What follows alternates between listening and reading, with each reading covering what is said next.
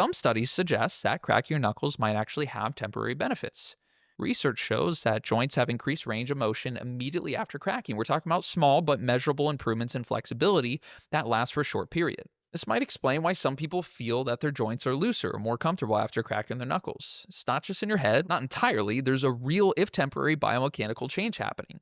Now, before you go full knuckle cracking maniac, let's talk about the potential downsides because while arthritis isn't on the menu, there are still a few things to keep in mind.